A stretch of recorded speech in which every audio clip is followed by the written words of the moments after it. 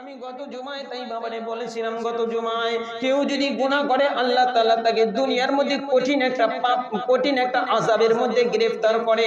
সেই আযাবটা হলো আল্লাহ তাআলা তাকে যে অনুগ্রহ করছে সে সেটা ভুলে যায়,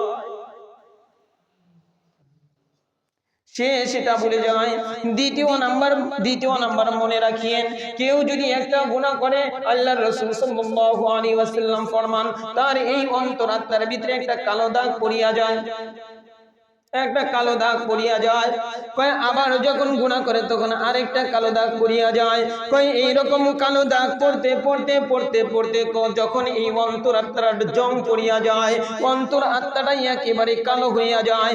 এ সম্পর্কে রব্বে কারীম বলে দিয়েছেন, কাল্লা বাল রানা আলা কুলুবিহিম মা কানু ইয়াকসিবুন। বাল রন বলেছেন, রন যার এই অন্তর আত্মাটা রন হয়ে যায়, অর্থাৎ অন্তর আত্মাটা কি হয়ে যায়, একেবারে কালো ছিয়া হয়ে যায়। কয় তার এক নাম্বার দুনিয়ার ক্ষতি কি মনে রাখিও, কয় এই ব্যক্তি হেদায়েত গ্রহণ করতে পারবে না, এই ব্যক্তি সৎ কথা গ্রহণ করতে পারবে না, এই ব্যক্তি হক কথা গ্রহণ করার ক্ষমতা তার আর থাকে না। এই ব্যক্তিকে যখন পর্দার কথা বলবা দেখবা বিভিন্ন অজুহাত দিয়ে পর্দাকে এড়িয়ে যাবে, কারণ তার অন্তর আত্মাটা, বাবা মনে রাখেন, অন্তর আত্মাটা গুনাহ করতে করতে এত কালো হয়ে গেছে, যেরকম ভাবে একটা লোহার ভিতরে যদি জং পড়ে যায়, ওই জং পড়তে যখন ওই জংটা একেবারে লোহাকে খেয়ে শেষ করে দেয়, অল্প যখন থাকে ওই অল্প লোহা দিয়ে কিন্তু বিল্ডিং এর কাজ করা যায় না, বড় কোনো কাজ করা বাবারে যায় না।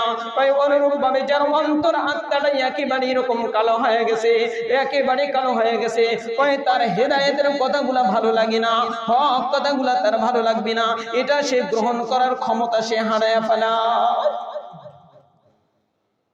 একটা কাঠ যদি পড়ে যায়, ওই কাঠ দিয়ে ঘরের কোনো কাজ করা যায় না, ওই কাঠ দিয়ে ফার্নিচার বানানো যায় না।